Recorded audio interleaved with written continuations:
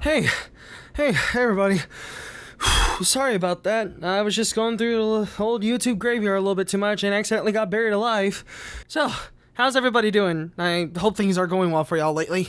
As you can tell by the title of today's video, we are going to be taking a look at 20 individual YouTubers who have lost their careers within days, weeks, months, years, or sometimes minutes. And I'm not just going to be taking a look at them randomly. No. That'll just be way too simple.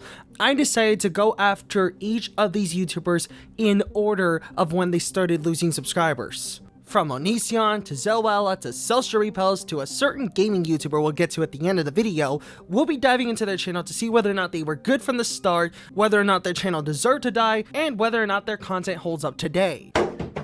Out the window! Now, before I get into any of this, I want to go over a couple of rules. 1, if their channel is dying because of their regular content and not because of an incident, they're not going to be on this list. So Graveyard Girl, even though your channel is dying, I know for a fact you can make a comeback one day because you did nothing wrong, your channel just needs an upgrade. 2, if they lost some subscribers because of some drama and then came back up a few days later, they're not going to count. So James Charles, you get a pass. And speaking of which, I'm also not going to count Taddy or Jeffy Star because Jesus Christ almighty, this entire thing is really confusing. I don't know who's in the 3, if they haven't lost any subscribers within the past month or lost some subscribers but very little, they're not going to count. So although Logan Paul, Tana Mojel, Channel Awesome, and Jello Apocalypse have done some very disgusting stuff in the past, their social blade is mostly or entirely green, so they're not going to count. And finally, 4, if the channel is dead because the other owners are still posting on it and the original owner is dead, that's not going to count either. So although Total Biscuit's social blade is going down, it's not his fault. It's the other owner's fault for still uploading on there. So, now that we got the rules down, how about we start?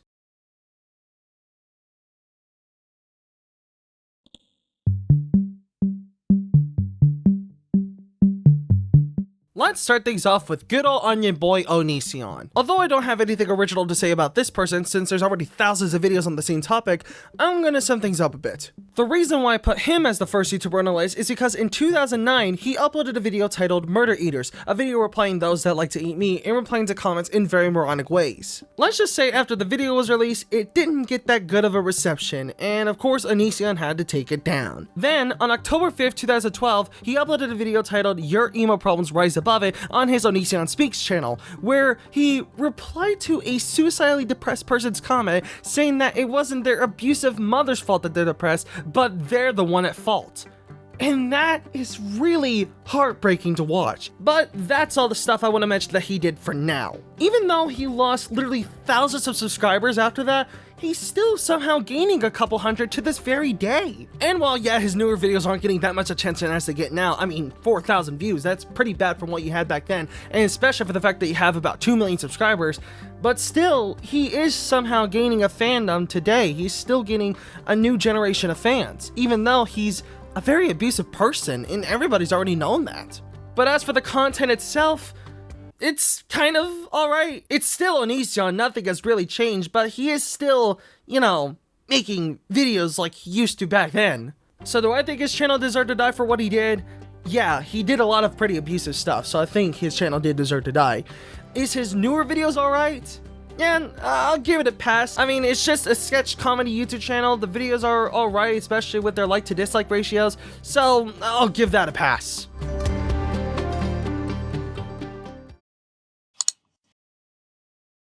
Ah, of course, the classic British pranker Sam Pepper. I mean, who wouldn't forget such classic pranks as, yeah, for some reason after his infamous killing best friend prank, pretty much all of his prank videos have been removed from YouTube except for fan re-uploads. If I remember, the reason for this was because he wanted to focus more on vlogging rather than just pranking, but either way, it's quite a drastic turn for his channel, and even then, the vlogs in question aren't really that good. I mean, yeah, they're just vlogs, but just nothing about them is really interesting compared to other people's vlogs. Hell, not even Jake Paul or Logan Paul vlogs. Not to mention, I think he also did some kind of YouTube live stream where he was streaming his reaction to somebody losing their virginity or something. I don't even know. So yeah, simply put, his channel did deserve to die for what he did, and no, his content isn't even that good.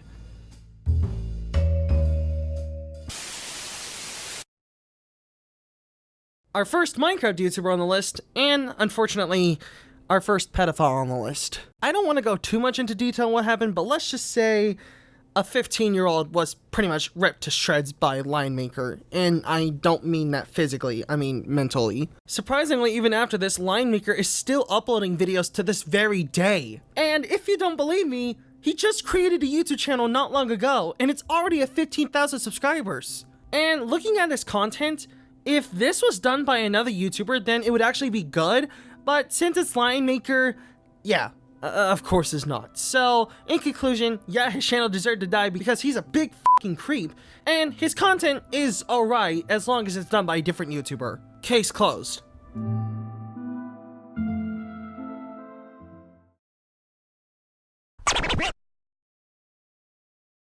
Yeah, you knew he was going to be on the list one way or another. Of course, who wouldn't forget haha funny comic book background man Wade William Johnson. Now, to be fair, the reason his channel is dying is because of pretty bad channel decisions, which is something I'm very familiar with. After he decided to end Eagle Street, and after Robbie Moss decided to end his host league for Eagle Street, Kaja Martin stepped in to be the new host. While I personally didn't have a problem with her, a lot of people did, and the Eagle Street series pretty much died after that.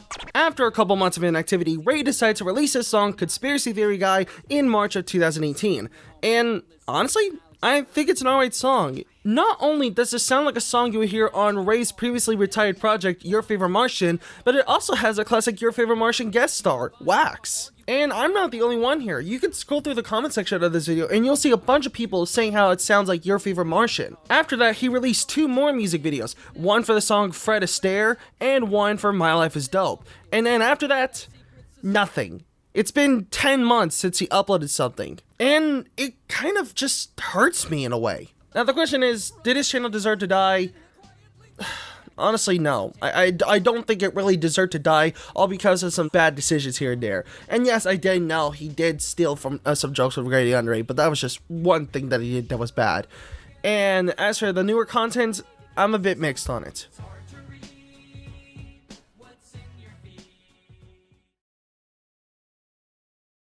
So since both of these YouTubers did pretty similar things for their channels to die, and since both of them are British vloggers one way or another, I might as well just address both of them here at once. Both Zoella and Alfie Deyes sold overpriced products. Zoella sold the advent calendar, and Alfie Deyes sold an unfinished book that was said to be finished by you. Now the differences between each other is that Alfie Deyes never said anything about the price of his book, and Zoella pretty much lied about the reason why it's so expensive. And I'm not going to get to it here since I've already mentioned it before. Now that wasn't the only thing Alfie did. Alfie also stole a fan's design on his merch website and never gave any credit about it whatsoever. Let's just say in the end, the fan won, and I'm pretty sure Alfie's not selling it anymore at this point. So now some of you might be asking, what about Caspar? What did he do? Well, he tried to defend Zoella for the $50 advent calendar. In fact, he even goes on and says the phrase, "You don't have to buy it," which, might I add, is one of the worst phrases you could say. You know the phrase, if you don't like it, don't watch it, or if you don't like it, don't read it, or if you don't like it, don't care about it at all.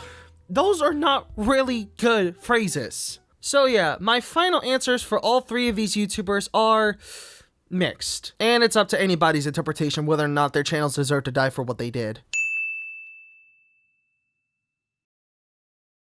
Alright, I just want to ask, does anybody even remember Tyler Oakley anymore? Like, just name one Tyler Oakley video other than the Hillary Clinton video that you remember. Trust me, it's not as easy as you think. Just like Caspar and Alfie Deyes, we got another one of those vloggers who don't really have anything special to them other than a bit of controversy. For Tyler's case, not only was it the Hillary Clinton video, but it was also his very offensive tweet, which by the way, Twitter is going to be quite a running thing for the later YouTubers. He posted some very offensive tweets saying, "Psst, saying an entire race of people is not your type isn't just a preference, it's just racism. Not here to argue, just informing. Maybe instead of replying to this to justify your racism, look inwards as to why you choose to write off millions of people based on race." These tweets alone pretty much murdered his entire channel. As for the content itself, although there really isn't anything going on that's interesting in the videos, the topics themselves are alright for a YouTube channel, like Guess the Correct Logo Challenge, quizzing Glee cast and messy plotlines, and of course my more interesting topic, my day as an extra in Detective Pikachu, which by the way, I still haven't seen that yet. I really want to go watch that. Now again, just like Zoella, Alfie Deyes, and Caspar, his channel deserving to die is a bit of a mixed opinion. But as for the content itself, if there was anything more interesting going on with it, it would be alright. As for now, it is alright. Just try to do something different with it, Tyler, please.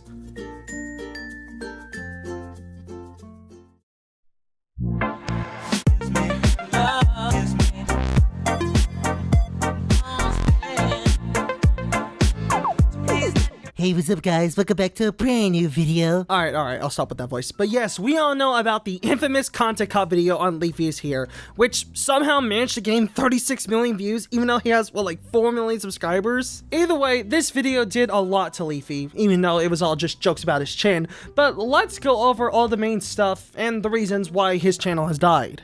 He first tried to manipulate a bunch of people into making a video on Ethan Klein from HGHJ Productions. He also tried to pay people very little money for the things that they did for him. Is 20 bucks okay? He barely credits anybody in his videos. And worst of all, he screwed over a very talented young animator by the name of Mubulated. You see, at this time, the commentary community pretty much died, which is pretty ironic because I started my commentary career around the time of this content cop. So in the end, did his shadow deserve to die?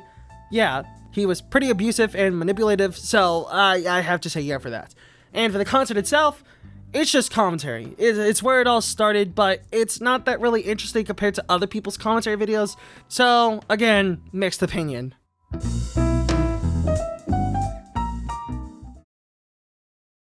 Here again, we have two YouTubers doing the exact same things to kill off their channel. And unfortunately, not only were they both very successful people with over 100,000 subscribers, but they both are related to child pornography one way or another. But that all doesn't matter, and we don't have to worry about these scumbags roaming our planet anymore, because now they are in custody of the police. I don't even want to remotely defend their content at this point. I know their content is done by other people, but I don't even want to remotely defend their own content. Austin looks like he wants to tear my insides out, and JinBop looks like a wannabe Lost Paws.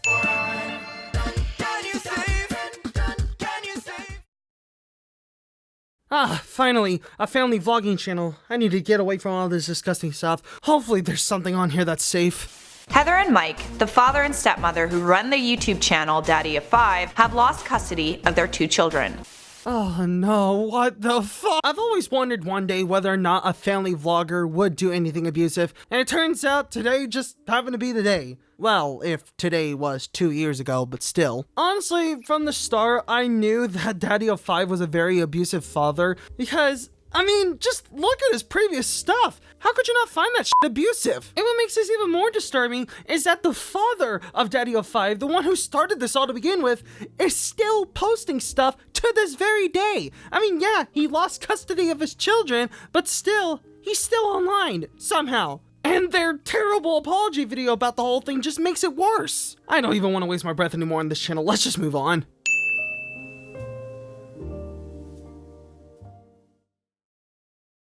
I just got one word for social repos. What? I'm pretty sure all of us here can agree that we don't get the reason why people find cheating so appealing. I don't understand why there's so many people out there that are doing it. It is heartbreaking. It is disgusting. It is so emotionally traumatizing to people. I don't understand why some people like to get a kick out of it. Yeah, you all know what I'm talking about. Him cheating on Jacqueline Glenn with that woman named Lexi Munster. This is Lexi, my bottom bitch. Oh, and I realized that Jacqueline Glenn is going through the same fate as Repose. That's honestly pretty sad.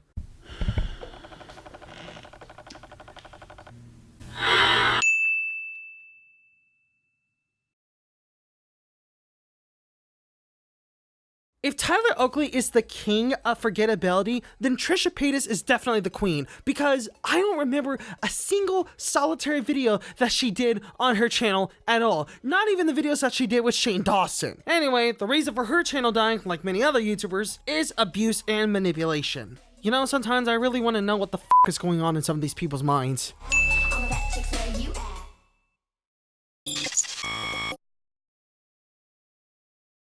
The things that Kero The Wolf did are perhaps the most disgusting stuff here on this entire list. And if you don't know what I'm talking about, it is said and proven that Kero is into pedophilia, necrophilia, and philia. And if you don't know what any of those are, please, for the love of God, do not look those up. Some people have proof that he did it. Other people have proof that he didn't do it. If some of you want to believe any of this, go for it. If some of you don't want to believe any of this, go for it. I'm not want to get into this stuff any further. Let's move on.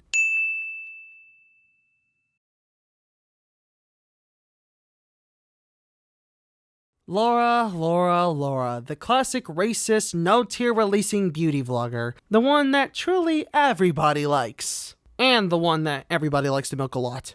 Do I even have anything new to say about her, or has it already been said 1,000 times? Oh, it's been said 1,000 times? Alright, let's move on. Oh boy. 2 gaming-related YouTubers who have had sexual relations with their underage fans. This is gonna be pretty bad to talk about, isn't it? Let's get the stuff about Heavy the Squid out of the way since he was the first. Sometime in 2018, Heavy was in a relationship with a woman named Ellie Godelia? I don't know how to pronounce that and I apologize if I butchered it. Anyway, the problem about this relationship was that Ellie was 15 at the time, while Heavy was between 24 and 25. A near decade gap.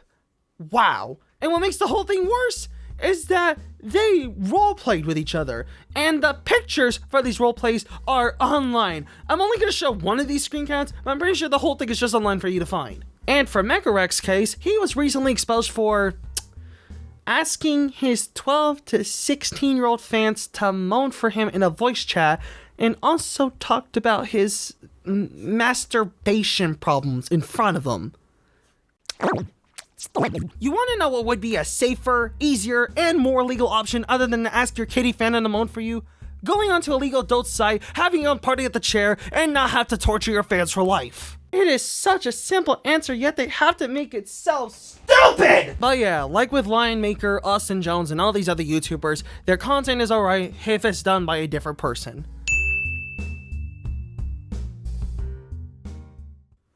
Unfortunately, the Joy-Con boy himself, Etika World Network, couldn't escape the YouTube downward spiral hellhole. And it wasn't from doing anything stupid, it was a genuine mental breakdown. Sometime in December of 2018, Etika blacked out his entire page and posted lewd Japanese material onto his YouTube channel, with one being from the Japanese Vocaloid character Hatsune Miku. Because this broke YouTube's terms of service, he got his YouTube account quickly terminated. And what makes the entire thing even more sad is that he had 800,000 subscribers when it happened. He was almost at 1 million, and now it's gone.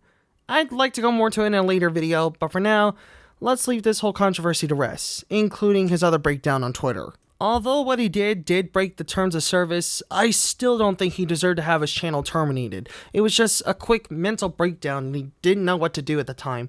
I feel really sorry for the guy. He lost his entire career all because of a breakdown, and it's very upsetting. So no, I don't think his channel deserved to die, and yes, I do like his content.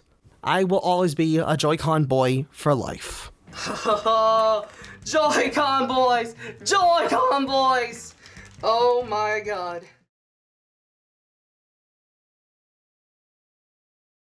So finally, we are at the 20th YouTuber on the list. And I'm pretty sure you already know what I'm talking about. We gotta tell you about this epic story that happened last night. Oh my god, it's so good. They can make a movie out of this. But today's topic of conversation is someone whose face just makes them look shady. The internet came together like never before to instantly and mercilessly burn a man's career to the ground. Now, petty isn't exactly a good word to describe the first situation, which is the... Anyway, today we're going to talk about conspiracy theories surrounding the downfall of YouTuber. Let me give you a quick rundown. YouTuber ProJared.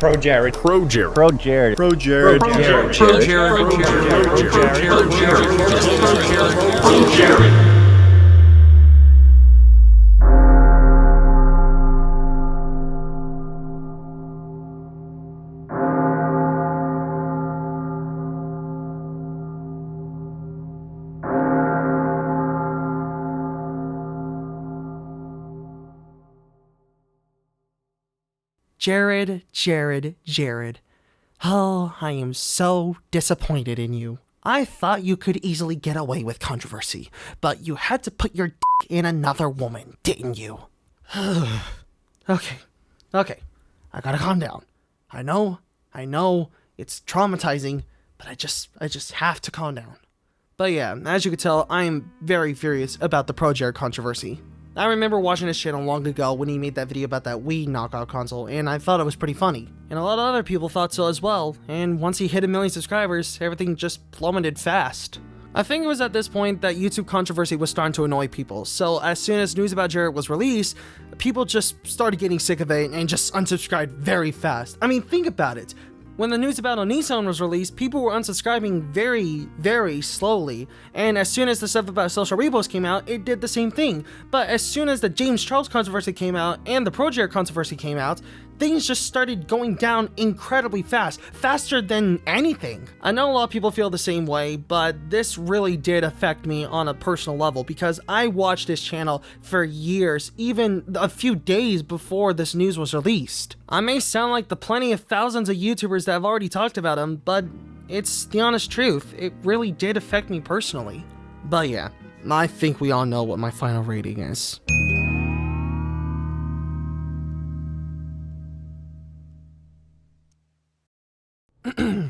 Hey, post-production Daniel here. Right before I was about to render this video, there's been some new updates regarding ProJared as of May 26, 2019. This update's actually referring to all 3 people that were in the incident, Jared, Heidi, and Holly. For Jared and Heidi's case, they are now both in an open relationship, and if you don't know what that means, an open relationship is a relationship where you can have multiple partners, basically meaning consensual cheating. And for Holly's case, she is not only going to be in a mental hospital because of all the people roasting and attacking her, but she also exposed Heidi for being a very threatening and violent person. Either way, none of these updates are going to be helping Jared at all, not even Heidi and Holly. In fact, this actually makes things worse, and it shows that all 3 people in this case are very awful and just downright disturbing people. So in other words, this update just makes everything worse. So now, I bet a couple of you are asking why am I even making this video in the first place, and why have I been constantly going on about YouTube channels dying? Well, it's for a couple of reasons. One, because I want to, and second, and the more serious answer, it's mainly because I've always been interested in how many total ways a YouTube channel can die. Like, there's so many different ways that a channel could just, boom, go away like that. We have people who have cheated on their loved ones, people who have manipulated others, people who have lied, people who are just straight up pedophiles. It's already very apparent that I've missed a lot of YouTubers on here, but that's because controversy happens all the time, and there's so many YouTubers right now that have gone to so much controversy, it's hard to keep up. Sometimes it's their fault, other times it's not, but either way, controversy will happen. It all just shows that not every YouTuber is perfect, and they will have a dark side one way or another. I myself included, and I will point it out one way or another. I don't really want to hide anything. If somebody points out something, I will admit I've done it before, apologize, and move on. But I know for a fact I'm more lucky to live on this planet than these other freaks. But on a more positive note, thank you all so much for watching all the way to the end. This video was very important for me to make. This video took a long time to make, and I'm happy that you enjoyed it. Like a million times before, I would like to thank Lemon for helping me with this video, and this time it's more serious than ever since he was the one who came up with the idea for the video, so of course I have to credit him for it. I'd also like to thank Wikitubia and the members of their official Discord server for helping me with this video as well. If it wasn't for them, this video wouldn't be as professional as it is with the things that I've said and the things that I discussed in this video. They were very helpful when making this video. So with that said, if you did enjoy this video, hit the like button. If you're new, hit the subscribe button, the notification bell, and all that nonsense. And if you want to donate to me, you can also check my Ko-Fi in the description below. If some of you have any suggestions on what I should talk about next, you can submit them via Twitter, Discord, or in the comment section below. I'd also like to make polls on what kind of videos I want to make next, and this video was voted. So, with that all said, thank you all so much for watching, and I'll see you in the next video. Bye.